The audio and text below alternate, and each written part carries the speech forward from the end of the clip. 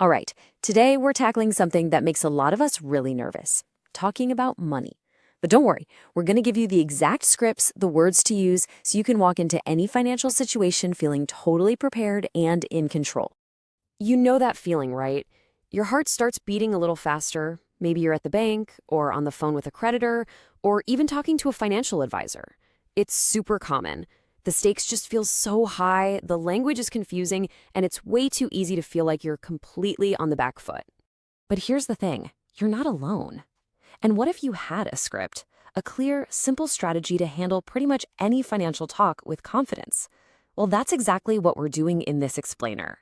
We're going to level up your skills in 3 stages, starting with the basics and moving all the way to the complex stuff. So let's dive in. Okay, let's start with level 1. This is all about handling those daily finances. Think of this as the foundation for your confidence. Once you get these simple conversations down, you're on your way to feeling completely in control. So, first up, a situation most of us have been in. You walk into a bank and you just want to open a savings account. It sounds simple, right? But even here, knowing exactly what to say can get rid of any awkwardness or hesitation. And this is it, your opening line. It almost feels too simple, doesn't it? But that's where its power is. It's crystal clear, direct, polite, and it gets the conversation started on exactly the right foot. No confusion, just a simple statement of what you need. And here's the follow-up. What's so great about this line is what it shows. You came prepared. Look, the bank teller is always going to ask for your ID and proof of address.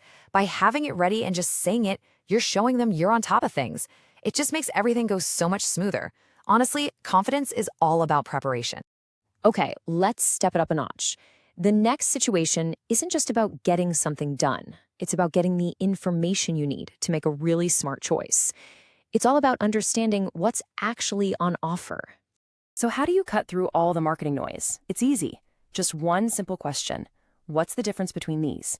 And just like that, a bunch of confusing options turn into a clear, easy-to-compare table like this one. Suddenly, you can see, okay, here's the no-fee card, here's the one with cash back, and here's the fancy one with travel perks. You're not just being sold something anymore. You're the one making an informed choice. All right, you've totally got the basics down. So welcome to level 2, making bigger moves. Now, the stakes are getting a little higher. We're talking about those financial decisions that can really shape your future. This is where you truly start taking control. For example, let's talk about applying for a loan. I mean, this conversation can feel pretty intimidating, right? You're asking for a lot of money. But guess what? The script is built on the exact same principles: clarity and preparation. It all starts with being specific. You're not just walking in and saying, I need a loan. No, you're saying, I need $10,000 for home renovations. That kind of detail tells the loan officer exactly what's up, and it makes the whole process way more efficient. Plus, it makes you look like a serious, prepared person they want to work with. And this is the payoff. Because you were clear, because you were prepared with all your info, the conversation goes straight to the most important number of all, the interest rate you qualify for. Getting a good rate like this is a direct result of having a good, clear conversation. Okay, now for a skill that can feel tough, but it's so important: negotiation. And look, this isn't about admitting you failed or something. It's about being proactive and managing a tricky situation. Notice the steps here. First, you acknowledge the bill. Then, you're honest about your situation. And then, this is the most important part. You propose a solution. Just asking, can we set up a payment plan, completely changes the dynamic. You're not a victim anymore. You're a partner in solving the problem. And that brings us to the final stage, level 3. We're talking about real financial fluency here.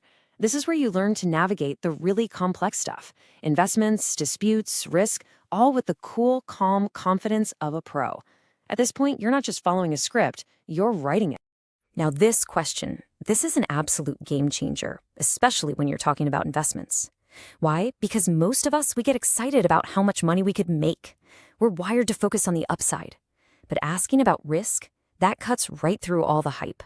It tells your advisor, hey, I'm a serious person, and I want the whole picture before I put my money anywhere. And when you ask about risk, you get expert-level advice like this.